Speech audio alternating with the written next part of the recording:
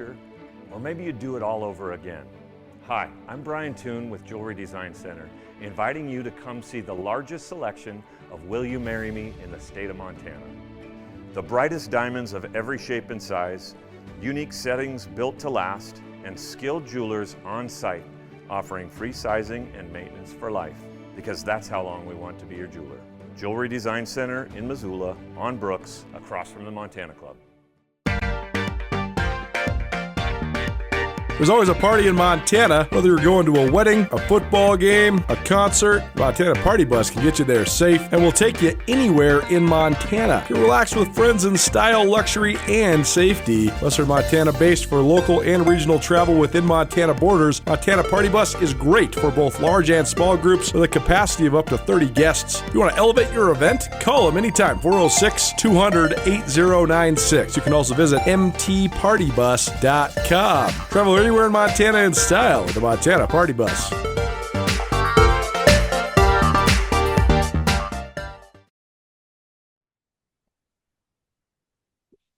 Ryder with Ryder back for another week. Mike Ryder joins us each week to break down Bobcat football. Bobcats on a bye this week, but seems like a good time to evaluate MSU at the midpoint of the season.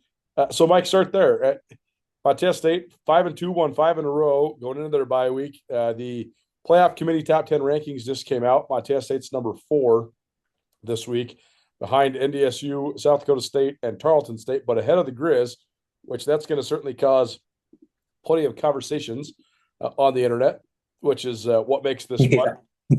But where are you at with the Cats compared to maybe where you thought they were at, or are they exactly where you thought they were going to be at this point in the season? I think, God, you and I had the conversation pretty early when they were, lost their first 2 games and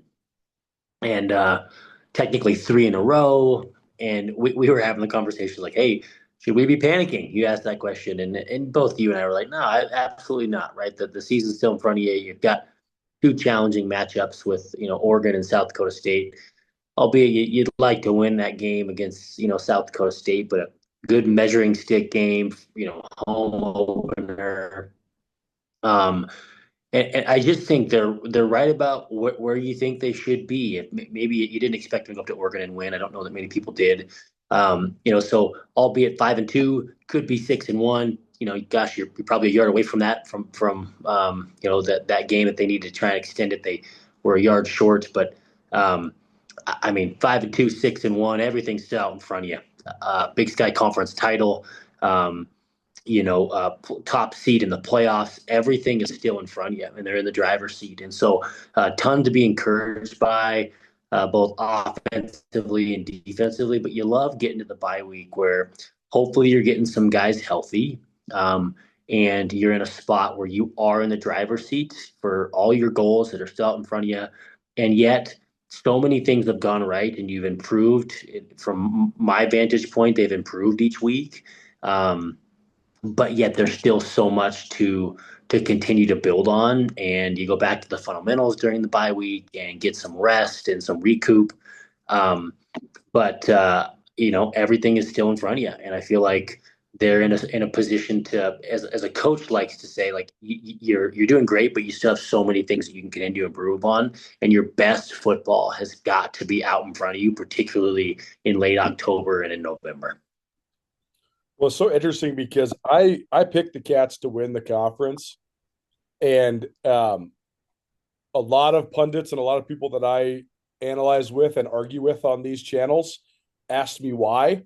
They said, how can you do that when they've lost Tommy Mellott and Brody Grebe and Marcus Ware and Connor Moore and Scott Trey Humphrey and Rohan Jones, on down the line, all American guys at a lot of different very pivotal positions. And I said, well, the number one reason I'm voting them number one in my poll is I think they have the best defensive line in the country, and that's bared out. And I also think they're going to be good on the offensive line despite what they lost. And to me, as a guy that just watches football like a lineman, I just think that those are the most important positions. I didn't know how good Justin Lampson was going to be. I didn't know how good he needed to be. He's been better than I thought he was going to be. But I thought that he didn't really need to be that good. He just needed to be adequately good, or any of the quarterbacks, whoever was going to win the job, needed to be adequately good, because I just thought they were going to be able to stop the run, pressure the passer, and they're still going to be able to run the ball. It's actually gone a little differently than I thought it was going to, just in terms of their strengths and weaknesses. But that's why I was confident in my vote, and I still am, because I just think it's so hard to get as many veteran defensive guys that have all played together at the position on the offensive and defensive lines. Like, if you can have 5 seniors on your defensive line, that is just such a huge advantage you're going to have over everybody that you play. So that part has bared out. But some of the other stuff that sort of surprised me is how good Lamson's been, how good the young corners have been, and basically how good I knew they would be able to hold their own defensively. I didn't expect it to be this good at all 3 levels defensively. So that's probably been the biggest surprise to me, is how, in total, how great their defense has been. Yeah. Yeah, but you hit on it, Coulter. It will never, ever, ever change in the game of football. Your football team will go as your offensive and your defensive lines go. It'll never, ever change ever. It doesn't matter what level of football. And this is, case in point. I mean, they've had a lot of dominance at the offensive line spot. They're still, I think, coming into their own. I feel like you saw that particularly in the run game this last week, where they finally got some of that push to the tune of 384 yards on the ground, right? And they finally got some of that push that we saw, and Adam Jones was able to bust free, and I think he ran 175 yards, 170 yards, something like that. And so that is coming along. But then defensive front wise, what a luxury to have seniors, as you mentioned, control the line of scrimmage, but you also got guys that are coming in and playing, and they're not seniors, and you're developing that talent as you go. And it's just an expectation that you're a role player now, you're counted on now to do what you're supposed to be doing. And then a year from now, we're going to be talking about those same guys. Hopefully they're sticking around, and they are now the upperclassmen. And that's just the development of a program. And the true test of a program and how good you are, actually how you develop your players, particularly the offensive and defensive fronts. And so, you look at, Brott and Cruz and Kenny Iden and Zach Black and Hunter Parsons and Tal Marsh and Dom Solano, like those guys are all contributing to the defensive front. And so when you've got that, and there's a lack of selfishness, and you're just going in and tacking each play as you can and owning the line of scrimmage, it makes the job for everybody else, particularly for a young secondary, that makes life a lot easier. The former secondary coach, I can tell you, you appreciate a strong defensive front. Now, you also throw in what you and I have talked about with a guy like Cole Taylor and some of the linebacking core. I mean, talk about guys that have stepped up. I mean, Cole Taylor is a dude. Looks the part, runs sideline to sideline, great short space quicks, good body control, physical at the point of attack, not a liability in pass coverage. Does a really good job there. And so you've just seen the development of these guys, and that's it's fun to see on the defensive side. But I love seeing it in the trenches, both defensive and offensive front. One thing that Jeff Choate had a lot of good lines, but one great line he always used that has resonated with me is that you get what you emphasize, right? If this is what you want your football team to be, this is what it's going to become.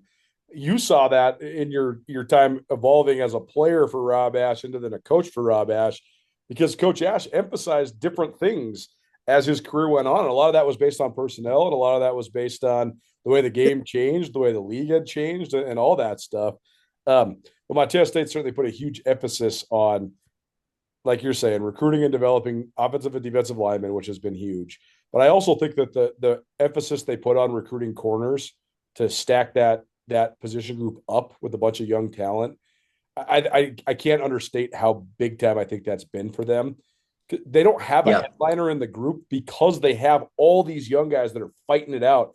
And I think the fact that they're all the same age, it makes it so that there's this like omnipresent internal competition going on. Like, and you can see it when you interview these guys too, right? Like they're always talking smack about each other, and they're always like in a good way, right? In a fun, friendly way. But like they're racing after practice every day because they want to see who's faster. It's just hilarious to watch, but it's such a great dynamic. And I think that's why they're so good. They might not have an All-American guy over there, but they got 5 dudes that could be All-Americans someday. And I think that's just really pushing their whole defense forward.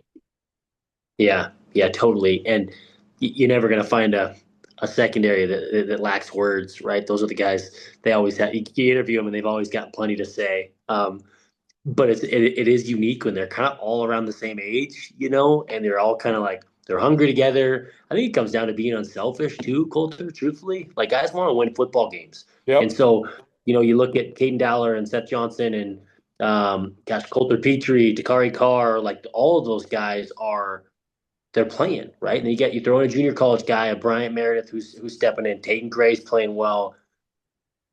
These guys they're just accepting their role. It's a lack of selfishness. They rotate guys in. They answer the bell when their number's called. And I love their ability to be physical. They're getting better every single week. There's a hunger, and you can see that in the youth. There's still plenty to improve on. I mean, they gave up 365 yards through the air last week against a good team. So you love this because you got some hungry dogs. You're heading into the bye week, but you've got young guys that are developing and seem to be unselfish, and they're physical, which I love. Big Sky Breakdown, proudly presented by the Bobcat Collective at Montana State. The Bobcat Collective is the NIL collective that serves Montana State University student athletes. The collective is partnered with Montana State to connect fans, alumni, businesses, and local nonprofits with Montana State student athletes. Opportunities through the collective allow student athletes to earn compensation while serving the greater Montana State University community. Sign up now for memberships and enjoy automatic entry into raffles for free tickets while supporting the bright minds at Montana State. They have multiple different membership tiers, and you can also be a one-time supporter, and you can also business partner or corporate supporter. Visit bobcatcollective.com for more. Join Town Pump's Pump It Up Rewards Plus program and never pay full price for fuel again. Save 5 cents on every gallon every day at any Town Pump across Montana. Plus, earn and redeem points on your favorite in-store items to get free stuff with our clubs. Stop in and pick up a rewards card. Download the Pump It Up Rewards Plus app today. Or visit townpump.com/rewards to register and start saving. Town Pump. Right down the road. Pump it up. Oh, yeah. All right, Ryder, proudly presented by the Bobcat Collective. Bobcat Collective, the NIL collective for Montana State University. You want to help usher Montana State into the new age of college athletics. Get yourself a membership to the Bobcat Collective. A lot of fun content on there, a lot of fun events that they host. It's a great way to engage with the players as well as the community. Bobcatcollective.com. Appreciate them for their continued support of us here at Skyline Sports. The other thing, I got a fun email. I love what I hear. First of all, if you are a former player that I covered at any time in my career, or you're someone from before I started my career and you engage in this content, I love it. I love hearing from you. So please email me or hit me up on Twitter, or text me or whatever. It's so fun to hear from any Grizz cats. It's awesome to know that the guys are staying in it and staying close to the game. And that's why I love doing this with you every week too, because it's just a fun way to stay connected. Yep. I heard from Brad Dawes, who's All-American. Likewise, man. I heard from Brad Dawes, who's All-American in the 70s, and the guy that's one of the nicest guys you'll ever meet. Workout warriors, to see him at the Ridge every single freaking day, man. The guy, he gets his vitamin water, gets his workout in, man. Love seeing Brad. Miss seeing him around for sure. But anyways, he was saying, Coulter, have you noticed that there's a different level of swagger to this Montana State team? And he said, specifically, though, I noticed it on defense. And I thought that was a really good observation because Montana State's had a lot of teams with a lot of swagger. They've had some some of the most charismatic characters I've ever covered have been. You can't be much more charismatic than guys like Zach Minter or like Elvis Akpol. I mean, these guys are like, they're so funny and they're so confident. It's unbelievable. But you can tell that there is a different level of edge is what I would say. It's not even charisma, it's edge that this Bobcat defense has. And I responded and I said, Brad, I think the number one reason is because of the guy who's coordinating it. Because they've had some analytical guys as DCs that have been very good. I thought Freddie Banks was very good. I thought Bobby Daly was very good. But Sean Howe has a different level of like FU to him. Like he's just a dog, man. Like when you talk to him, you just can see it in his eyes and you can just hear it in his voice. He's just different, man. He's built different than any of these other guys that have come before him in the vegan era. you've worked for various guys in the past. How much can that, like, just the guy who's running the show on that side of the ball, how much can it influence just the overall attitude of the operation? Yeah. It can make a tremendous impact. And you kind of take on that mentality of the guy that he's the play caller. I mean, he's the guy that's like, you know, one, he's having your team meetings, he's running those things like the defensive unit meetings, and then the expectations and the swagger, it then infiltrates into the position coaches. The position coaches have their own, you know, flavor and everything like that, but it comes with a swagger and a confidence. But truthfully, swagger and confidence, it comes from preparation. So how do you get these guys prepared um, at a really high level where their confidence and their swagger exudes on the field because they just know, one, I'm taking the persona of my defensive coordinator. I trust him to put us in a position where his calls are going to be, they're going to put us in a good position to be successful because we've seen it. And then there's just an expectation and a demand from run fits to physicality to the fundamentals to there's just a level of trust that's there. So it kind of goes all hand in hand. You take the persona of your defensive coordinator, but it's also your defensive coordinator's job to make sure that he gets everybody ready and he's communicated as one mouthpiece down to the position coaches. The position coaches are on the same plan. They trust the defensive coordinator and what's being called. And then the players have put the work in to be confident, to have the swagger, and it's almost just like this cycle. And so you see it happen, and you get these reps, and third downs happen. You're like, holy smokes, we were right. We called this, you know, man pressure, and just as we thought, the coaches put us in a really good situation to succeed. We actually, you know, cut a guy loose in pressure, and we're able to get to the quarterback, and then it's just like this.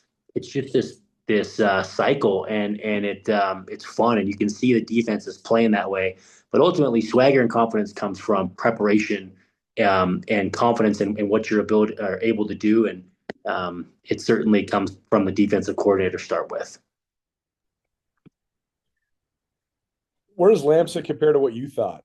I guess we didn't even really know it was going to be Lamson until the fall camp ended, because I thought Pat Duchesne had a nice offseason. Yep. Spring game, I was like, man, that might be the guy. And Chance Wilson certainly got some attributes that you thought maybe they would maybe lean on him just because he can run it. So maybe you thought, okay, the offense will be sort of the same as it was with Tommy Mellott. But Lamson's been, I mean, to me, he's far exceeded my expectations. What have you thought of how he's been able to guide that offense? Yeah, I thought the same. I had an interesting conversation, just like everybody else. You're curious about the quarterback situation. I had a convo with Taco and with Caden. They came down for a collective event down there in Billings, and just were able to. I know those guys. I feel like they shoot me straight when I do have a combo with them, just to say, hey, yeah, how are things going? I try not to be like the nosy guy, but still like, what's going on in the quarterback room? And those guys were both like, yeah, Lamson's a dude. I mean, he can go. He hasn't been here very long, but you can tell from his leadership and his fiery ability, and he's got that to him. And I'm really, really impressed. I love his competitiveness. He's been really, really efficient. Like, he runs at the right time. I mean, he was 17 to 21 last week. I mean, 168 yards. It wasn't like, holy smokes, look at these stats. But, you had the run game established. He's a threat in the run. Is efficient in the pass game. He's fiery. He communicates well to his guys. You can tell the guys trust him. It's been fun to watch. I've been pleasantly surprised. I think the thing that's been the most surprising is that Troy Taylor ran this 2-quarterback system at Sac State and at Stanford, where they basically have 2 offenses. One guy is like the spread passing offense guy, and then one guy is like a option offense running quarterback. And they killed the Big Sky with it for 2 years. I mean, shoot, Troy Taylor went like 23-1 in the Big Sky in his 3 years before he jumped to Stanford. And Lamson was the running quarterback in that offense. So then when they brought him in, I thought, okay, he's going to be like that. He's going to be like Asher O'Hara was at Sac State, or he's going to be, just like a sort of a more sturdy, maybe less fast, less explosive version of Mellott. And they're going to still run a ton of zone read option stuff. That's not the case at all. I mean, they're running the ball fine to well right now, but they run a passing offense. Like let's make no mistake about it. Like they're running 3 or 4 wide all the time. They run all these mesh routes, 100%. all these crossing stuff. And Lamson is like an elite thrower of the football. That's the part that I didn't expect. I did not expect them to be, him to be going 11 of 12 for 250 yards and 3 touchdowns and a half like he did against Eastern Washington a couple weeks ago. Yep. Yeah. Going back to what we were just talking about on the defensive side with the coordinator, like, look, you got to have good players, the Jimmys and Joes, it matters, but it also matters that combination with a coordinator. And so, credit to Coach Sturbeck. I mean, to get something implemented, to figure out, okay, what are you good at? What are you comfortable with? That's what good coaches do. Yes, I'm going to implement my system and my terminology and the things that we have, but what are you comfortable with and what are you good at? I'm not trying to, I don't know who the offensive coordinator was at Stanford. And again, you're talking different competition, all of those things. But there's a lot to say about Coach Sturbeck getting the guy ready on a pretty short ramp, honestly, like given like fall camp and everything like that. And so kudos to those guys getting them developed. And he's thrown some balls this year that it's been unbelievable. He threw one last week against Idaho State in the corner of the end zone. It just was like, it was unbelievable. And you factor that in with his ability to run, and then the toughness and the fiery attitude that he has and the competitive nature. It's like he's as good as you're going to find at the FCS level, and there's no doubt about it. My brother was asking me this the other day. He's the best thrower of the football that Montana State has had since who? Oh gosh, that's hard to compare. Because Prukop is in a league all of his own, because Prukop, he doesn't necessarily throw lasers, but his ability to break the pocket and then throw the deep ball, he's a pro for a reason, right? I mean, the guy played professional football for years. Yep. I think Lamson throws it with more velocity, though, than Prukop does. Denarius McGee is also Denarius McGee's also unfair because Denarius McGee's just one of one. Like, he's just different than anybody I've ever seen, really. Because like Denarius McGee's a good quarterback, but then becomes like the best quarterback in the world when it's 3rd and 8. like he's the greatest converter of third downs I've ever seen. He's just so good on third down. But I don't know, man. I mean, Lamson throws it really, really well, and he's definitely one of the best guys they've had throwing the football in my time covering him for sure.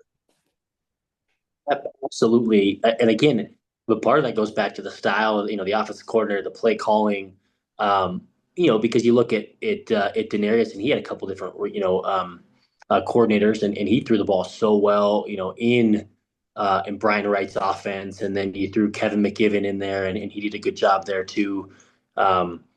But he had the intangible. I mean, his leadership was top notch too. He had that fiery, but he was different than a Lamson. You look at a guy like Travis Lulay. Travis threw, that's a different era of football, but he threw the ball exceptionally well. But again, Dale Plessel was a different offensive. I guess he was the offensive coordinator. And it was, oh boy, I could even pull that one out. Doesn't even matter. But still, Bailey. Offensive coordinator. It matters.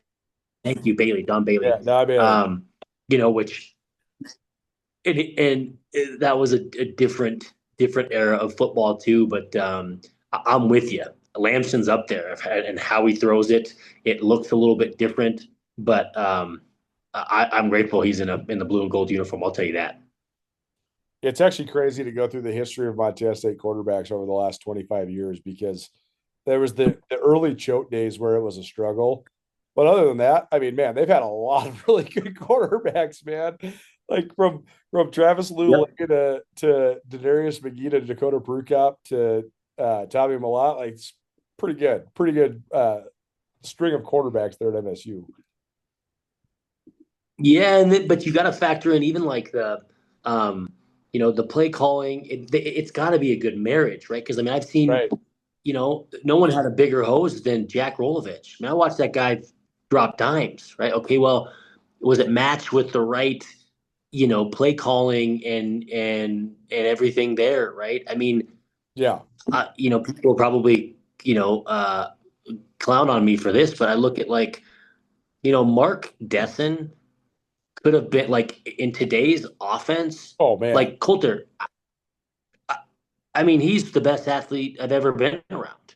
And in a day when we were, he's running Dale Plessel's offense, it's like it wasn't the right match. You put him in what they have now, and I'm like, you just can't tell me that he would have developed as a quarterback and done unbelievable things. You can't convince me otherwise. And so a lot of it's timing, it's the coordinator.